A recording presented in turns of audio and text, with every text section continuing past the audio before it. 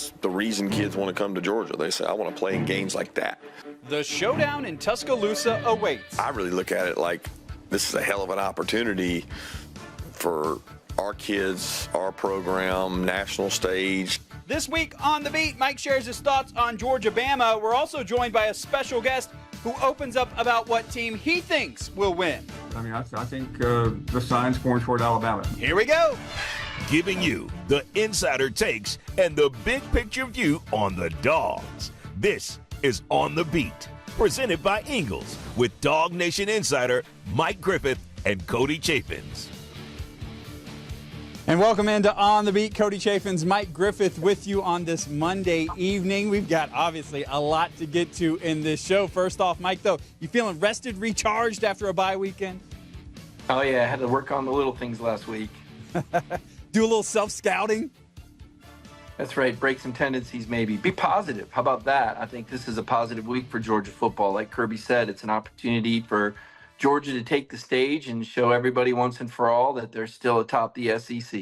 All right, we're going to talk some Georgia-Bama here. Mike and I will. And then later in the show, as you saw, Paul Finebaum comes by, and he talks a little Georgia-Alabama, talks about the entire SEC, even the entire nation of college football. So we'll get to that coming up a little later. Of course, we have our Anytime Heating, Cooling, and Plumbing Who's Hot and Who's Cold segment, as we always do here on The Beat, presented by Ingles. And let's just start talking Georgia, Alabama. Mike, you had a great article up on DawgNation.com, the 4 questions that could determine the outcome of this ball game. Well, we got maybe a little hint at an answer for one of them. Can the defense hold up?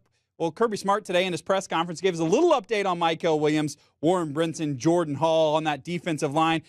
Pretty much said he's hopeful for all of those guys to get back. How important is the defense going to be in this game? Well, it's going to be everything. I mean, you got to keep Alabama off the field, and you got to keep them from making those explosive plays. I mean, like Kirby said, they're super explosive. They're not just 20 and 30-yard explosive. They're 50, 60, 70-yard explosive plays. It sounds like Warren Brinson's a go. I would say it's more than likely Michael Williams would go as well. So I think Georgia's rested up as they've been since the opener. I think this defense is going to be ready for the challenge. I'm sure Alabama will get some big plays, but that's the value of that close game at Kentucky and also that first half against Clemson is Georgia has proven to be resilient. They can give up a big play and gather themselves and remain poised. And that's important when you play a team like Alabama because they have some speed on the perimeter and a very dynamic quarterback, and things can get out of hand in a hurry if you don't maintain your poise. How different do you think this Georgia defense will look than the SEC championship game? Just because I feel like in that game they had somebody spying Milroe at all times, but usually it was the guy standing on the other side of the line of scrimmage, just kind of mirroring him, giving him all day to sit back there and throw. How much different do you think the Georgia defensive game plan will be this time against Milroe? Well, it's a different offense. I mean, it's the same Jalen Milroe, but it's a different offense. You're seeing Jalen doing more conventional things out of the pocket and throwing on timing. Now, he can still make plays off schedule as well. But it is a different Georgia defense. I think Smile Monday, and I asked Kirby about that today, Smile is healthier than he was a year ago. Remember, he had that foot injury he played through at the end of last year, had the foot surgery. I think he's come back into shape. He'll be more effective. And C.J. Allen and Raylan Wilson are 1 year older. Again, they played in some games last year as a result of the injury to Jamon Dumas-Johnson. But now they've had an entire offseason and a spring. I think they'll be more assignment sound, Cody. If you go back to last year's game, Alabama's first touchdown came on a very uncharacteristic bust by the Georgia defense on a 1st and 20 at the Georgia 28. And I think Raylan Wilson might have missed an assignment there. You're not going to get those cheap points this time around if you're Alabama. I think it's a better Georgia linebacking core, and the secondary so far has held up pretty well against some decent competition. All right, one of the other questions for this Georgia-Alabama game that will determine the outcome, can the receivers step up? Got to hear from Arian Smith at the press conference today, but he's one of those guys, he's made more plays than we have seen him make in the years past, but still that receiver group has left a lot to be wanted first few weeks of the season. Yeah, in all fairness, it has been a little bit more controlled passing game. I feel like Georgia's been very conservative and protected the ball. Maybe Carson even being a little bit too careful. We haven't really seen him rip it down the field. I think you're going to see some of that against Alabama, especially if Georgia's able to set that up with the run game. That's where it's really going to start. They've got to get that run game on track. I think having ETN is going to make a big difference. He wasn't there for Clemson. He's a guy that can get you off to a good start on the ground, and that sets up the play action and the shot plays for guys like Arian Smith and Dylan Bell and Dominic Lovett. I mean, these are capable guys, but they have not done much after the catch relative to what we've seen in the past from the Lad McConkeys and the Brock Bowers. That means making a guy miss. That means breaking a tackle. I don't think you have a first or maybe not even a second round receiver, in the regular rotation at this point. Maybe some younger guys could develop into that, but this is a pretty solid receiving core. They need to do what they're supposed to do, make the plays they're supposed to make, run good routes, be assignment sound. Communication in a stadium like this could be difficult. They're going to have to watch Carson carefully as he makes his checks and adjustments at the line of scrimmage. So we got a 3rd down and 7 late in the game. You got to draw up a gotta have it. Who you drawing a play up for? Which wide receiver do you feel that confident in at this point? I don't know if it's a wide receiver. It might be a tight end. It really depends on the matchups, Cody, and what's worked and what tendency Georgia feels strongly about. You think about that 33-yard pass to Dominic Lovett against Kentucky. They went a little bit against tendency to free him up. Bobo will have some plays up his sleeve. You got to save him for the right opportunities. I think those plays will be there, but it's going to be up to the line to protect and Carson to put the ball on the money and then the receiver to make the play. Alabama's got some talent in that secondary. I don't know how much they've really been tested. I know the Wisconsin starting quarterback went out after the first drive. Not real sure about Western Kentucky or South Florida and how dynamic they are. I would think that Georgia certainly would have better skill positions players than all of those schools. So I think it remains to be seen. I think the Alabama defense, especially the back seven, a bit of an unknown that I'm sure Georgia will test in time. Yeah, the Alabama defense hasn't been there at all times this year, especially in the secondary, so maybe there are some plays to be had there. But you got to get them the football, right? And who's going to get them the football? None other than Carson Beck. And going through some of the SEC stats and some of the national stats right now, obviously Carson Beck's only played 3 games. A lot of folks have played 4, but you look at the yards per completion. Carson 61st in the country at like 12 yards per completion, which is just average, not the numbers you'd expect for a guy who's getting Heisman hype preseason. You look at some of the other stats. He's hanging out with Peyton Thorne of Auburn, who may or may not have lost his job. We'll see him maybe getting it back. Anyway, talking about Auburn, but not a guy you want to be hanging out with at your level. So how does Carson Beck bust out of what's kind of been a little bit of a rut here starting this season?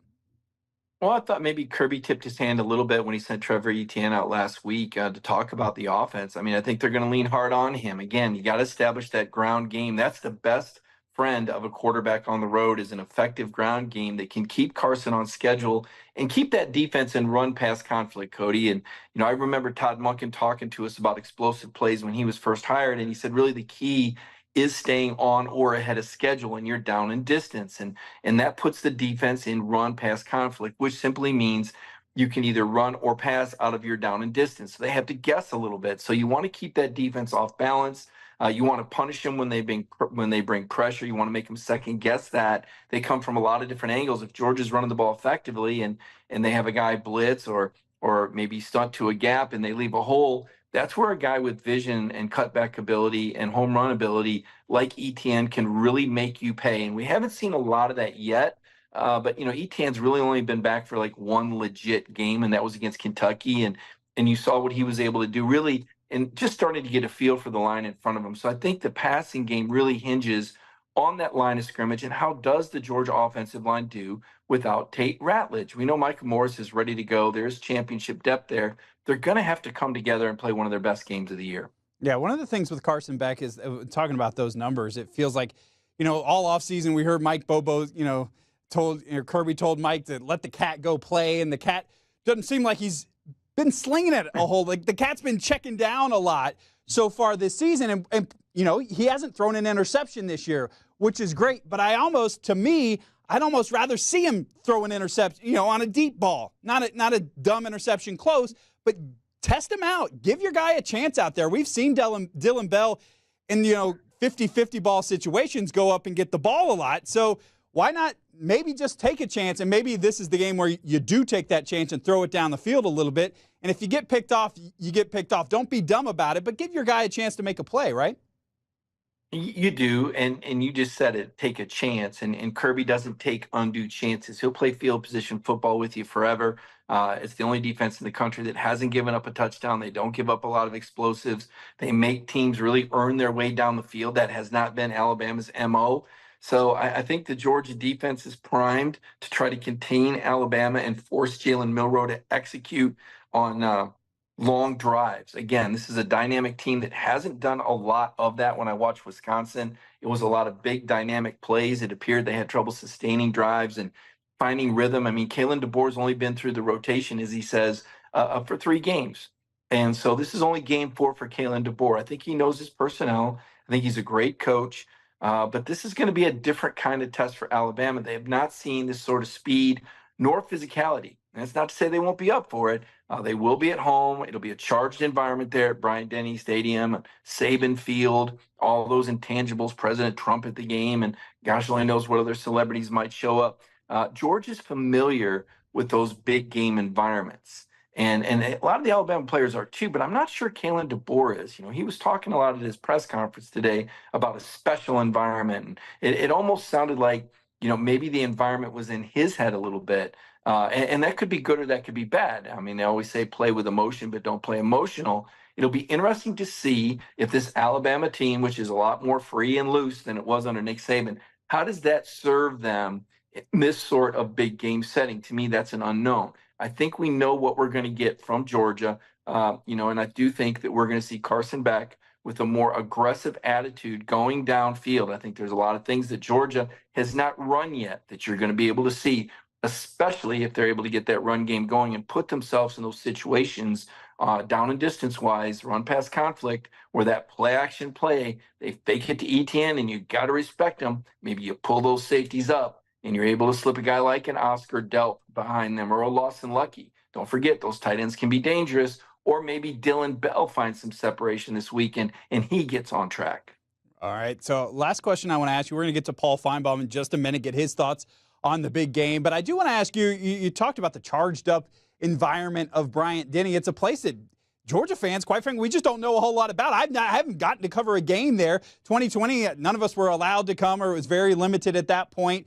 You talk about the time before that Georgia was there, was probably, 2007 with Stafford and Mikey Henderson. So Georgia has not played, especially a Saturday night at Bryant-Denny. You've been all over the SEC for a long time now. How different is that place from maybe other places we know, like a Tiger Stadium on a Friday night or a Jordan-Hare? How different is Bryant-Denny? What do you expect out of that environment? Well, it's not so different that Texas wasn't able to beat them by 10 points there last year early in the season. You know, I think this is the first time that Alabama's played a top 10 team in an SEC opener in more than a decade. So this is unfamiliar turf for Alabama to open up with this tough of a conference game. I mean, it can absolutely get loud. It'll be charged. It'll be electric.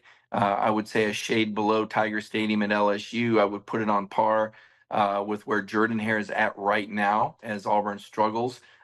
Maybe not quite to the level of Neyland Stadium or the Swamp, but certainly one of the louder and more vibrant atmospheres that Kirby Smart and this particular team have been in. You know, I think playing at Kentucky was a good warm-up. I know it was a 13-12 game, but being on the road, it's a different story, and there's a different routine, and your players have to be accustomed to that. And so I think that sort of cancels out Alabama's home field advantage. The fact that Georgia has been on the road, the fact that Georgia has played an SEC team, as well as Clemson, which I would put on par with an upper-level SEC team. So Georgia has played much better competition than Alabama has. And so I feel like Kirby Smart, in addition to having staff continuity, has a much better feel for his team than Kalen DeBoer has at this stage of his career at Alabama. Really well said there. All right, time for our first break on the beat here, presented by Ingles. When we come back, it is the SEC Nation's own Paul Finebaum. Will get his thoughts on Georgia, Bama, and the rest of the SEC. This is On the Beat from DawgNation. So, you gonna play this week? You gonna play this week? You gonna play this week? You gonna play this week? You gonna play this You week? gonna play this week? You gonna play this week? You gonna play this week? You gonna play this week? This week? And welcome to the Ingles Game of the Week as the Warhorses square off against the rival. He's going in. He's going in. Go, baby! Ingles, we're with you every step of the way. So happy to have Ingles with us every step of the way, every Monday night here on The Beat. And a big game this week. That means you got to have a big-time guest, and that's what we've got for you. Mike Griffith able to sit down with Paul Finebaum to get his thoughts on Georgia, Bama, and the rest of the SEC. Check it out. You've got decades of experience. You've seen a lot of these championship teams come and go. What do you make of this year's version of Georgia football? Mike, I'm still pretty high on them, and I think if this would have been a year ago in the age of the 4-team playoff, I'd be a lot more concerned. It feels like they've got a loss coming here somewhere, whether it's this week or in Texas or Ole Miss or somewhere. I think part of the problem is injuries, and you know that better than I do. But when you lose one of your key offensive linemen at Rutledge, when you're not 100% sure, at least I'm not, on the defensive line. You played poorly. There are questions about Carson Beck. This is either a perfect scenario for a loss, or Kirby Smart somewhere in the inner sanctum is rubbing his hands together and saying, this is exactly where I want to be heading into Tuscaloosa. I want to dial in a little bit more on something you just said. You mentioned questions about Carson Beck. There was a lot of hype about Carson coming into the season. He's obviously one of these NIL bonus babies. You saw it perform last year, and yet in the SEC championship, not his best outing. Where are you on Carson Beck? And do you think by the end of the year, Carson Beck is going to fulfill all that hype that we heard in the offseason? I do. And again, same guy that a month ago everybody said would be a #1 pick. So, Mike, we've been around long enough to know that nobody knows. So you go on what you think is going to happen, not what you believe has already transpired. And in Carson Beck, yeah, he had a couple of shaky moments, but everybody has shaky moments when your offensive line is not completely glued together. He doesn't have what he had last year on the outside, and it's been said a million times about McConkey and Bowers, but those are generational players. So he's got to figure it out. I have a feeling he will. I think he's really smart. I think he's confident. There are a lot of people that wonder about his coach in Bobo. I'm not particularly concerned about that, but it's cliche to go after Mike Bobo right now. Yeah, I want to flip that around. I want to talk about Jalen Milroe, and we've seen the best of Jalen in one game, the Auburn game last year. At times played poorly, and then the Milroe miracle, and then of course he steps up and plays really well in the SEC title game. New coach. Let's have fun, freer attitude, seemingly less disciplined. Does this bode well for Jalen Milroe and the Tide? I think it does to a point. He was under a lot of pressure at this point last year, primarily because Tommy Rees was the offensive coordinator and didn't like Milroe. That we know. And Milroe was always looking over his shoulder. Now he came on and played brilliantly. So, does he play better with pressure on the sideline? I would think a quarterback's going to feel better with a guy over there that he knows has his back. And I think right now that is the case. Whether Milroe plays loose or not is really not the question. It's whether he can avoid mistakes. He's a great runner. He's a great deep ball passer. He's not particularly good underneath. And I think I know that, and you know that. Kirby Smart knows that too. We talk a lot about the pressure on Carson Beck and Jalen Milroe. And of course, Kirby's won, 21 of these games in a row when he's had more than a week to prepare, and 42 straight in the regular season. But could it be that the guy with the most pressure is Kalen DeBoer playing at Saban Field with game day and a legitimate opponent? I mean, what do you make of DeBoer, and how important is this game for him? Well, I think here's where perception could be reality, may not. Going in, I think the pressure is on Kirby Smart. Because he's the guy that is supposedly the king of college football right now. But all has to happen, Mike, is a loss. And then suddenly all the artificial or real feelings about Kalen DeBoer go out the window. And listen, not that the Finebaum show is America's indicator of all things, but right now, Kalen DeBoer is probably surpassed Nick Saban in terms of adulation and love from the Bama fans, and that's a dangerous thing. I mean, you and I, we look at things from a long view because we've seen a lot of this before. It seems a little overzealous, a little high for my taste. But I'll probably be right in there with everybody thinking that Kalen DeBoer's got Kirby Smart figured out. That is until the game actually starts. Yeah, well, I guess I don't think surviving South Florida and beating a watered down Wisconsin team necessarily hung the moon. I do want to talk about another team, though, that seems to be dominating a lot of the headlines, and that's Texas. We saw Arch Manning make his first start. We've seen Steve Sarkisian come in. Boy, what a slick show that was in Texas, and how good they looked at Michigan. Are you all in on the Longhorns? Or there's still some questions for you before we anoint them the new king of the SEC? Yeah, I mean, in some ways, Texas is the new Georgia. I know we're about 2 years past the point of saying Georgia's the new Alabama, but it just feels that way. I mean, they have just broken the door down, and because of Arch Manning, have just literally taken over this league. Their fans have taken over, and perception-wise, I mean, they're number one in the country. That can be short-lived. We all know what's going to happen in mid-October. So, but right now, everything seems to be going great. I mean, Arch Manning played a pretty average game. I know that's probably verboten to utter publicly, but he was not great against a mediocre team. But he's getting what really matters, and that's experience. Before Quinn Ewers comes back, which I don't know why he would come back before Oklahoma, considering Mississippi State is the next tomato can to show up in Austin. Yeah, but then you got Vanderbilt after that. Boy, the SEC really put it hard on the horns there with that schedule. Vandy, if they only had a kicker, Mike. I mean, I've heard that a few thousand times. No doubt about it. Being a graduate of Tennessee, I'd be remiss if I didn't ask you about the Vols. And it was an emotional win for Josh Heupel, so much so that I don't know if you saw the Morgan Wallen concert walkout, but, now Josh Heupel is literally a rock star, and Peyton Manning's putting the uniform back on, and I don't know how much Nico got paid for his appearance at the concert, but things seem to really be rocking and rolling for Tennessee. Are you bought in that Tennessee belongs among the championship contenders now? I am, but as soon as I say that, and by the way, I've already said it, so I can't say I didn't say it. They look like the best Tennessee team in a generation.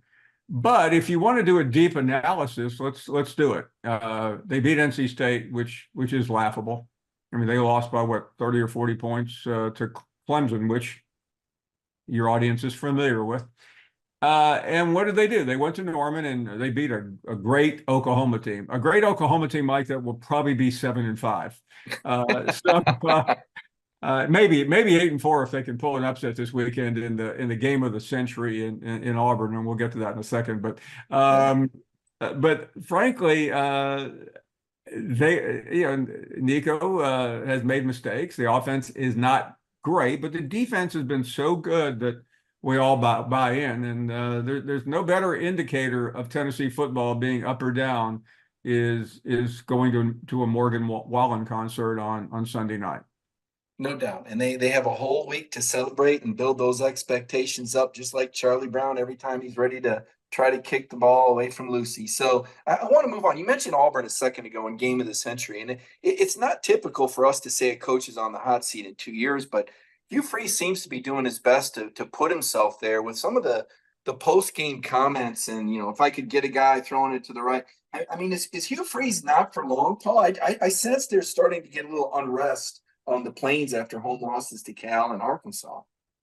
Yeah, I mean, he ought to be on the hot seat because he's done a pretty miserable job in 2 years. He's done a great job of selling the Auburn family on giving big money, but this is a guy whose statute of limitations has probably run out now, or at least in a few weeks on the win over the Bo Wallace win over Alabama, especially with Bo Wallace now literally trashing his old coach, saying, "I wouldn't let my son play for him." I don't know about you, but I guarantee every other SEC head coach will have that one photo framed. So I bring this up because we both know Auburn people well, and the California game they let that one get by because they looked at the schedule and go, okay, we're down one, maybe we can still turn a game, but we're automatic win over Arkansas, automatic win over Oklahoma. We'll figure this thing out before we get to Georgia. Well, now that's gone. And a loss Saturday, probably a loss this coming Saturday, probably indicates this could be 500 or below. And that's unacceptable at Auburn. we're now 2 years in. At this point, 2 years ago, Brian Harsin was inching toward being unemployed. And Brian Harsin's record probably, if you do a comparison, is either equal to or better than what Hugh Freeze is doing right now. Yeah, and they both have a near miss win. I don't know if Auburn is into celebrating, those close call losses. The Auburn teams I covered in the 90s certainly wouldn't. It's interesting you mentioned statute of limitation. I'm sure Hugh Freeze is familiar with that term. Another coach, another coach probably can I put my phone away for a is Lane second? Kiffin, and calling Paul Finebaum. Kiffin's a guy who nearly took the Auburn job. I mean, I was told he had the job and he had made an offer for a defensive coordinator. He was going to be there. Well, now he's at Ole Miss. He's completely rebuilt. I think all but 4 starters are transfers. And I'm not exactly sure. I don't know how much of a litmus test Kentucky is going to be this weekend. But looking at the Rebels schedule, I have some questions. Are you bought into this Ole Miss team with Lane Kiffin this season? No, it's the hardest question to answer because they've looked so good against just terrible opposition. I mean, their schedule right now, it's better than Ohio State's, but it's not really better than anyone else's.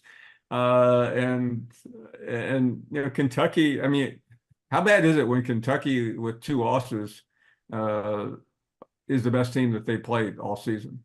I mean, so was it Kentucky this week, and I believe is it South Carolina next week? I mean, they have a great. I mean, I know Missouri has a great schedule, but Ole Miss's schedule is not bad either, and they go to LSU eventually too. So that will be a moderate test. Although LSU is losing 5-star players by the hour, but I feel pretty good about them. But I think it's what it's done, Mike. It's given Lane Kiffin a lot of time to study the Florida job. No doubt about it. And Florida does have interest in him. It's just a matter of when they pull the trigger and who they can get. And, this is normally when I'd bring up Missouri, but I really don't feel like they're worth our air today. So I want to get into the national scope here. You mentioned Ohio State a moment ago. When we look at the rest of the college football, those guys outside the top 7, with the exception of Ohio State, who are the threats? Miami had a little bit of a slow start. We see the Ohio State, Dan Lanning in Oregon. I mean, who on the radar outside of the Southeastern Conference should these SEC teams be taking seriously? Well, you have to take Ohio State seriously just because of the roster. I mean, it is remarkable. If you follow recruiting, which I know your audience does, I mean, they've got one of the best rosters I have seen. Now, they paid for it, and good for them. They got tired of losing to Michigan, and so they went out and stockpiled. So their test will come soon. It won't be this weekend against one of those no-name Big Ten schools. I can't even remember which one it is. I can't. I mean, it's just like maybe Michigan State. You forgot. I really don't know who it is. I've seen it. I saw it this morning, and it's like Minnesota, Michigan State. It's one of those. Okay, I think it's Michigan State, but it won't prove anything. I mean, their game against Oregon was that in 2 weeks. That will be a good indicator. Even though Oregon has been subpar this year, it's still a good trip for them. So I think this is week 5, and we haven't really revisited the 12-team playoff, but we have mentioned a couple times you're not worried about this or that because there's a 12-team playoff. Do you think it's having the desired effect, or it used to be college football every weekend was a playoff? That's what we used to like to say, but we can't really say that anymore. And yet it still feels like there is a sense of urgency. Your thoughts on the dynamics of the 12-team playoff and how we're looking at college football now? I think it will make November very exciting, but September has not been. September has just felt watered down. Some of it's the double bye. Some of it is just the quirkiness of the schedule. I mean, we've had, if you look at what games have mattered the most, I mean, Georgia Clemson was still a little bit off Broadway. This past weekend, Oklahoma, Tennessee. I'm interested in that, but I watched the end of the Michigan USC game. I mean, that felt real. I mean, that felt bigger than anything I had seen the rest of that day. NC State and Tennessee didn't have a feel to it. So yeah, I mean, there have been a couple of big games, but the SEC games have been fairly pedestrian. I don't know why we can't do what the NFL does, Mike. Not to get off on a tangent here, but have the Georgia Alabama game week 1, on a Sunday night. I mean, can you imagine? LSU SC was good, but it still wasn't the magnitude of this week's game. So, I mean, I don't know. I mean, I'm a little bit punch drunk, and part of that, in full disclosure, when you go to Gainesville twice in 3 weeks, it's a tough start to a season. No doubt about it. Tough start for Billy Napier, another guy we can, I think, safely write off. Paul, I appreciate you joining us. Before I let you go, though, I want to bring it back full circle. And it's a long week, and there's going to be a lot of storylines, a lot of information come out. But right now, your feel for this Georgia-Alabama game and what you think some keys to that game might be. Mike, it's completely opposite of what it was 2 weeks ago when I felt very comfortable in Georgia. And you know me, I've been on this Georgia wagon for a while, and much to the chagrin of my brethren back in sweet home Alabama. Today, and we're talking on Monday. I mean, I think the signs point toward Alabama. By the way, that means nothing other than I'm just trying to give you a feel of where my head is. And I don't think I know that, and I've heard Kirby Smart say a million times, the flow of the game, especially early. I'm watching the first quarter. I want to see what Georgia does. If they slop around, if they look like they have against Clemson and Kentucky, I would be very concerned. If they get off fast, if they look crisp and sharp, I mean, they have to attack Alabama. I mean, Alabama is a very loose, confident team, and that's part of being. I mean, I've talked to these Alabama players. I was even talking to Nick Saban in Dallas at media days about what kind of culture. He said, "Don't worry about our culture." I mean, they're confident, and part of the confidence comes from the wins over Georgia. Every time anyone has written Alabama off, they have other than the championship game, which, as you know, my callers will say that only happened because of injuries on the Alabama side. I mean, they split. Legend, my famous caller, said, and we split that year. We won one, they won one. We'll figure it out some other times. But beating Georgia has really given this, and I think there's a confidence level going in. It's hard for me to imagine that maybe the team overconfident in this game is Alabama. Paul Finebaum, SEC Network anchorman. Paul, thank you for joining us for our 30,000-foot view. Cody, back to you. Great stuff there from Paul and Mike. You can see Mike on Paul's show every Thursday on the SEC Network. So we appreciate Paul Finebaum making the time to join us here on The Beat. One more segment to go. We will do our Anytime Heating, Cooling, and Plumbing. Who's hot and who's cold? That's coming up next. Want to make sure your family stays comfortable all year long? Our family of trained comfort specialists are available anytime to service or repair your system. Or it may be time to replace your old units with a new trained HVAC system. We are a locally owned family business, and we carefully select the technicians who we send into your home. At Anytime Heating, Cooling, and Plumbing, we are large enough to handle all of your HVAC and plumbing needs, but small enough to carry. Call today to take advantage of our 3-visit annual maintenance plan. Welcome back to On the Beat. As we wrap up every week, we do the same thing with who's hot and who's cold. Georgia didn't play this past weekend, but that gave us all a chance to watch more college football, at least for me, than I have most of the season as we've been traveling around following Georgia. So, Mike, we'll go with you. Who is hot this week after this weekend of college football? Boy, Tennessee football couldn't be much hotter. That was a really big win for Josh Heupel. Of course, he helped lead the Sooners to a national championship as a quarterback and was on that staff with Bob Stoops and offensive coordinator. Got let go. Brent Venables also on that staff, the current Oklahoma coach. And so it was a homecoming for Heupel. And Tennessee needed to win that game on the road. I think there was a long streak of about 15 games where they hadn't beaten a top 20 or top 25 team, maybe top 15 team on the road. They were able to get the win with some great defense, 25-15. The Sooners put up a gallant fight, but simply didn't have the offense to match Tennessee and their great quarterback Nico. I won't even try and pronounce his last name. Alimalama. How do you say that, Cody? You got the name down yet? No, and I kept listening to it and saying it to myself as I'm watching the broadcast, and then I get in my head about it, and so. Iamaliava, says Kaylee from the back. Iamaliava.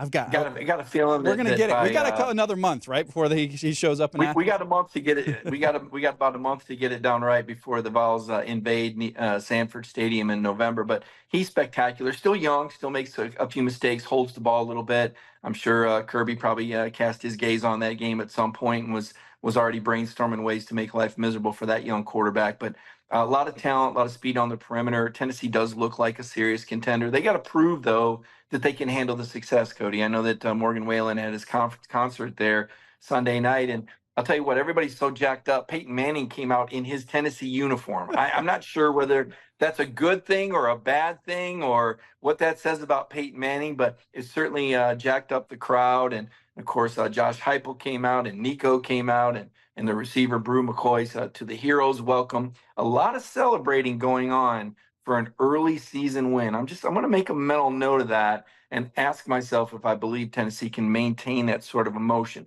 We shall see. They do have, they have raised the ticket prices 10% for talent fee to pay these players. So maybe it was a bounty game of sorts. You play well, you get some of that extra juice. I don't know. Maybe that'll work out well for the Vols. So they're red hot. You know, I want to give credit to Sam Pittman.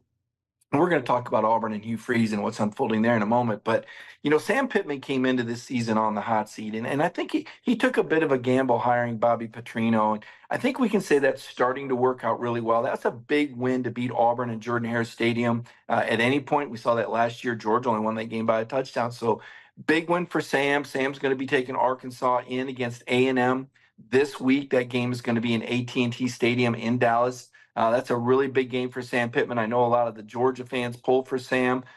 He's a good man. He helped build what Georgia has going right now. In fact, I asked Sam about what Kirby does during bye weeks. You know, Kirby's won 21 straight when he's had more than a week to prepare. And while Sam wouldn't say exactly what Kirby does, because he himself has won 8 straight games coming off open weeks using the same formula, it tells me there's something to it. The thing he did say was that Kirby knows his personnel as well as anyone in the country, and he knows who to push and who to rest. So I thought that was very interesting that Sam disclosed how Kirby manages these teams individually year to year. There is a big plan. There is a staple there. It's worked for Sam at Arkansas. It's worked for Kirby. And I think I speak for a lot of the people at Georgia that wish Sam Pittman really well against A&M. You know, Cody, people always ask me as a sports writer, well, who's your favorite team? And I always say, you don't root for teams, you root for people. And I will openly tell you that I am a Sam Pittman fan, and I'm going to be pulling for Sam Pittman to do a good coaching job against Texas A&M. I'm going to put him on the hot list. He deserves it because he was on the hot seat and he fought his way off it, and he's got Arkansas looking like a competitive program. I'm going to say Vanderbilt. And I don't normally say Vanderbilt is a hot team when they lose, but they played Missouri within 3 on the road. I mean, you got to give the Commodores some credit for showing some fight, especially after they had that embarrassing loss to Georgia State. Come on, Vandy. At least they showed up for Missouri and showed some fight going into this bye week, and now they can get their noses back into the books and help raise the SEC GPA. So, yeah, I definitely think, and maybe Missouri deserves to go on the cold list. I'm going to do a who's hot real quick, and I think it's something we're going to hear a lot about on Saturday night, especially if Georgia wins. I think this Jalen Milroe quote from back after the SEC championship, where he said basically that Georgia, he looked in their eyes and saw they didn't want to play a 4-quarter game. I think that's going to be really hot in the Georgia locker room all week long, and we'll hear afterwards that Georgia did not forget that quote after the game. And I think it's one of those things, too. You know how your sibling can always insult you the best because they know you the best? I feel like for Georgia, because them, especially when Nick Saban was there, they spoke the same language, right? So telling a team that they are not ready for a 4th-quarter game, that cuts you a little deeper than other stuff. So I think that's one of those quotes that Georgia's going to have posted up in the locker room in Butts Mirror this week, and that's something we're going to hear a lot about after the game on Saturday if Georgia can get the win, that they did not forget that that Jalen Milroe didn't think they could play a 4-quarter game. Yeah, it's kind of I'm feeling a little big brother, little brother thing, but today Smile Munden was at a press conference and he was asked about all the hullabaloo and he just shook his head. I mean, I think these guys are locked in. Now, Georgia not ready to let the lion out of the cage yet. I don't think you're going to see or feel those emotions in Athens. I don't think it's going to happen until they get to Tuscaloosa or Birmingham, wherever the team hotel is. I think that's when the lion comes out of the cage. I think that first quarter is going to be very important, Cody. And I'll say this. I think Georgia has the best special teams units in the country, and I think that could be a winning edge for the Dogs Saturday night in Tuscaloosa. It could be really interesting to watch. All right, if we're going to do who's cold, how about who's freezing this week? Well, a little bit of a hint there. Hugh Freeze, pretty checkered past for a guy that's not winning many games. He was brought in to win, not create controversy, and not to throw his players under the bus, Cody. I could not believe when Hugh Freeze was talking about getting quarterbacks to throw it to the right team and people that could hold on to the ball. Now Kirby will hold his players accountable, but I've never really heard Kirby insult or blame his players. In fact, he usually puts qualifiers on there like, that's our fault for not having them prepared. That's our fault for not having them ready. That's our fault for not putting them in the best position to succeed. I think Hugh Freeze is feeling the heat, and I wouldn't be surprised at all if Auburn doesn't turn this thing around quickly, and they have a very big game against Oklahoma this week at home. If Auburn loses this game to Oklahoma, he could be gone sooner than later. I love the wordplay with you this week, Mike. Yeah, you talk about what Hugh Freeze, and if you missed what Hugh Freeze said, so they started a redshirt freshman quarterback, Hank Brown, this week in place of Peyton Thorne, who had thrown all the interceptions earlier. Well, Brown threw 3 interceptions and got benched at halftime. Then Peyton Thorne came out and threw another interception. And after the game, Hugh Freeze says, well, I got to find a quarterback who won't throw it to the other team. And now Auburn fans are saying, yeah, Coach, we told you that this summer. Go find a quarterback who won't throw it to other teams. And he didn't bring anybody in. How you can only be mad at yourself. You're in control of the situation, Hugh Freeze. Go find a quarterback, and he didn't. So you play with what you left yourself with. You thought Peyton Thorne was good enough to bring to SEC media days, and now you're bench. Yeah. I don't know. He's definitely cold this week. I'll just rest there. No doubt about it. I think that they're going to have to turn it around quickly, or they're going to have another coaching search. And, right about now, I think Auburn fans are saying probably should have just kept Gus Malzahn. I don't think Billy Napier is freezing, but I don't think that he's exactly hot either. They beat a Mississippi State team that's going to be without their senior starting quarterback the rest of the year. Boy, Texas has them this week. That's a nice scrimmage game for them in Austin, I believe.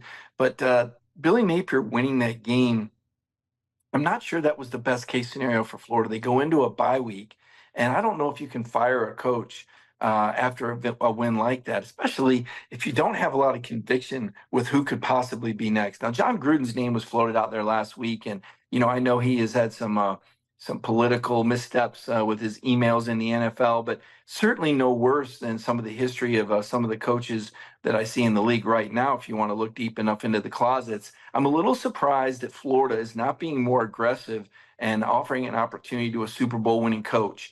John Gruden is one heck of a football coach. He's a Super Bowl champion. He would bring immediate credibility. I think he would be able to manage the NIL effectively. So maybe the rest of the SEC breathing a sigh of relief that the Gators administration seems a little hamstrung right now and unsure of themselves, not really sure of who they can get. I know there's been a lot of speculation on Lane Kiffin, but Lane's going to be plugged in with Ole Miss through the end of the year. He's got his best team.